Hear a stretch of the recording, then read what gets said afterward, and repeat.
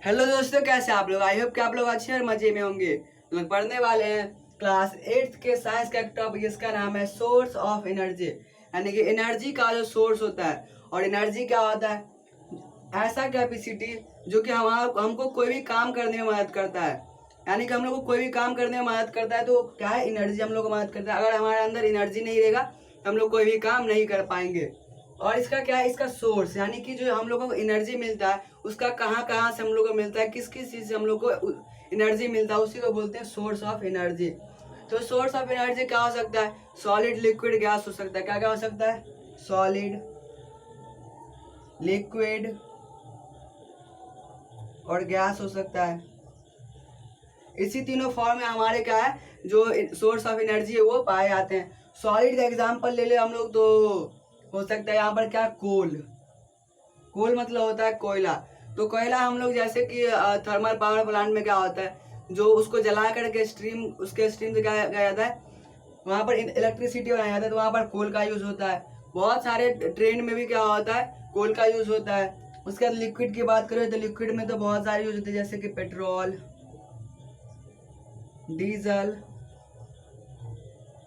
Kerosene.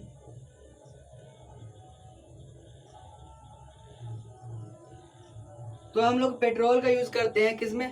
Fast, ऐसा गाड़ी जिसको कि हम लोग को फास्ट चलाना है, उसमें हम लोग यूज करते हैं पेट्रोल का। इससे क्या होता है, इससे फास्ट चलता है। डीजल कहाँ पर यूज होता है? हैवी व्हीकल्स को चलाने में, या फिर हैवी लोड, यानी कि जिसमें क्या होता है, जो गुड्स कैरियर होते हैं जैसे कि ट्रक, इन सब में क्या होता है, डीजल यूज होता है, ताकि वो ज़्यादा से ज़्यादा क्या हो सके, ज़्यादा एनर्जी दे, तो क्या होगा, वो ज़्यादा चीज़ को, वो ज़्यादा वेट को वो झेल सकता है और उस पर उसको चला सकता है गाड़ी को। उसके बाद गैस की बात करें तो गैस में आता है एलपीजी, सीएनजी। एलपीजी का मतलब होता है लिक्विफाइड पेट्रोलियम गैस। तो यहाँ पर क्या है, लिक्विफाइड यानी पेट्रोलियम गैस को क्या करके, जो गैस होता है उसको लिक्विफाइड करके, यानी कि जो गैस को लिक्विड फॉर्म में प्रेशर डाल करके उसको क्या किया है, लिक्विड फॉर्म में कर दिया है। और उसको हम लोग हमारे घर में जो सिलेंडर यूज होता है, जिसमें कि क्या होता है, जिससे खाना बनता है, वही क्या है, एलपीजी गैस। उसके अंदर क्या रहता है, लिक्विफाइड पेट्रोलियम गैस रहता है।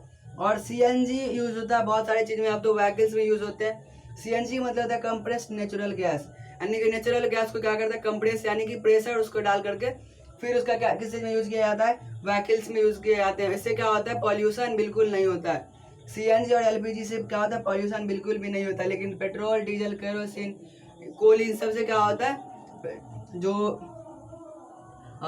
पॉल्यूशन होता है वो इसमें होता है। इसमें इन दोनों में भी होता है, लेकिन क्या होता है, बहुत कम अमाउंट में होता है। इसके अलावा हम लोग जो सोर्स ऑफ एनर्जी उसका अकरेंस को देखते हैं। इसके बाद occurrence of energy, sorry, occurrence of source of energy, यानी सोर्स जो है एनर्जी के, उसका अकरेंस। तो इसमें दो तरीके का होगा, पहला क्या होगा, नेचुरल, और दूसरा क्या होगा, सिंथेटिक, या फिर बोले तो आर्टिफिशियल,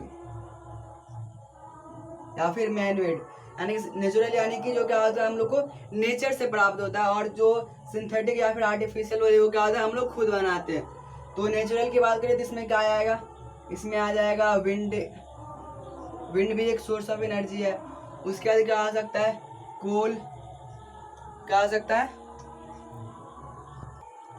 चलिए हम लोग यहाँ पर एनर्जी की बात करें तो यहाँ पर क्या आ जाएगा, विंड एनर्जी, उसके बाद हाइड्रो एनर्जी, उसके बाद बात करें तो सोलर एनर्जी। ये सब क्या आ जाएंगे, ये सब है नेचुरल, जो कि हम लोग को नेचर से मिलता है। उसके बाद है आर्टिफिशियल। आर्टिफिशियल में क्या आता है, जैसे कि हम लोग खुद जिसको खुद से बनाते हैं, इसमें क्या आ जाएगा, केमिकल एनर्जी,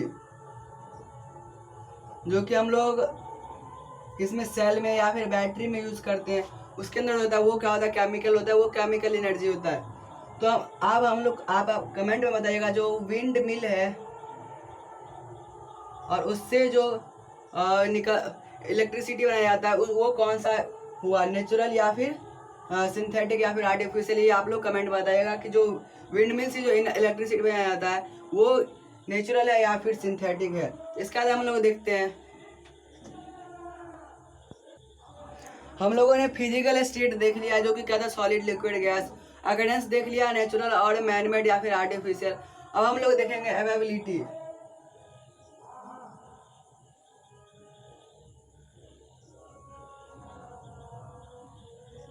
अवेबिलिटी यानी कि कहाँ पर पाया जाता है, यानी कि ये कैसा होता है। तो एक क्या होगा, एक होगा ये कैसा होता है, तो एक होता है रिन्यूएबल,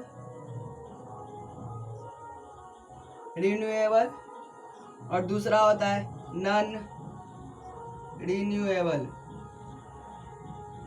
इसके नाम से ही पता चल रहा है, एक में क्या है रीन्यू यानी, और इसमें आगे एबल। री का मतलब क्या होता है दोबारा, न्यू मतलब नया करना, और एबल मतलब एबिलिटी, यानी कि जिसके अंदर दोबारा से नया होने का एबिलिटी होगा उसको हम लोग क्या बोलेंगे, renewable source, sorry renewable energy. जैसे कि हम लोग बात करें रिन्यूएबल में दिखाया जाएगा सोलर एनर्जी। क्या होगा, ये कभी खत्म नहीं होगा, ये हम लोग को सूरज से मिलते रहेगा लगातार। विंड एनर्जी, और क्या हो सकता है, उसके बाद हो सकता है हाइड्रो एनर्जी।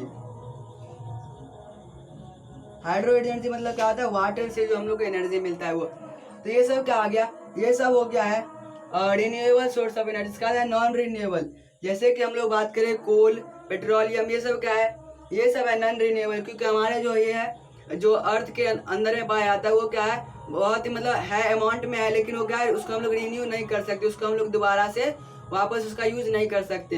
तो वो सब क्या आ गया नॉन रिन्यूएबल, जिसमें क्या याद है, क्या डीजल, पेट्रोल, उसके बाद बात करें केरोसिन, कोल, ये सब क्या है, ये सब है नॉन रिन्यूएबल। और रिन्यूएबल में आता है सोलर एनर्जी जो कि यानी कि सनलाइट, विंड एनर्जी यानी कि जो हम लोग को एयर से एनर्जी मिलता है, और हाइड्रो एनर्जी जो कि क्या है वाटर से एनर्जी बनाते हैं। तो ये सब हो गया अवेबिलिटी। अब हम लोग वुड एज फ्यूल यानी कि जो लकड़ी होता है उसको हम लोग फ्यूल की तरह यूज करते हैं। अब हम लोग उसके बारे में समझते हैं। इसके बाद वुड एज फ्यूल यानी कि जो लकड़ी होता है वो भी एक फ्यूल की तरह काम करता है, उसको हम लोग किसी में यूज करते हैं, बहुत सारी जगह पर क्या होता है कुकिंग में यूज होता है, या फिर हम लोग बात कर रहे थे एंशिएंट टाइम में क्या होता था, कुकिंग में यूज होता था वुड का। उसके बाद किसी भी चीज को हीट करने में भी यूज होता है, यानी कि एक तरह से क्या होता है, ये भी एक तरह से फ्यूल है। और ये कौन सा फ्यूल है, ये है रिन्यूएबल। आप लोग बोलिएगा कि लकड़ी को हम लोग एक बार जला लेते उसका दोबारा कहाँ हम लोग जला पाते हैं, तो हम लोग इसको जला सकते हैं।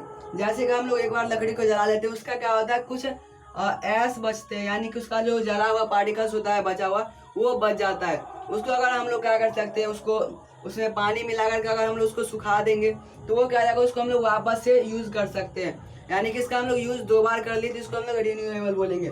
भले ही इसको हम लोग अनलिमिटेड टाइम नहीं कर सकते, लेकिन 2 टाइम्स कर सकते थे, ये क्या हो गया रिन्यूएबल हो गया। इसके ऐश को हम लोग क्या कर सकते हैं, पानी से भिगा करके और उसको हम लोग फिर सुखा करके उसको जला सकते हैं, और उससे भी क्या होता है हीट प्रोड्यूस होता है, इसलिए इसको क्या होता है रिन्यूएबल बोला जाता है। और वुड को अब हम लोग इसलिए यूज नहीं करते हैं फ्यूल के लिए, क्योंकि इसकी वजह से क्या होता है, हम लोग को वुड कहाँ से मिलेगा, फॉरेस्ट से, और फॉरेस्ट को काटेंगे तो क्या होगा डिफॉरेस्टेशन, और डिफॉरेस्टेशन के कारण क्या होता है बहुत सारे प्रॉब्लम्स होते हैं, जैसे कि सॉइल इरोजन, कार्बन मोनोऑक्साइड का बहुत ज़्यादा बढ़ जाना, कार्बन डाइऑक्साइड का बहुत ज़्यादा बढ़ जाना, या फिर हम लोग बोले तो ग्लोबल वार्मिंग। इन सब का कारण क्या होता है, हम लोग जो पेड़ को काटते हैं वही कारण, इसीलिए हम लोग वुड को हम लोग फ्यूल की तरह नहीं यूज़ करते हैं, यानी कि हम लोग करते हैं लेकिन बहुत कम अमाउंट में करते हैं। हम लोग ज़्यादा अमाउंट में CNG, LPG और पेट्रोल डीजल सब का यूज़ करते हैं, लेकिन पेट्रोल और डीजल सब भी जो है वो सभी क्या होता है ये पॉल्यूशन करता है, इसीलिए हम लोग को उसको भी बहुत कम यूज़ करना चाहिए।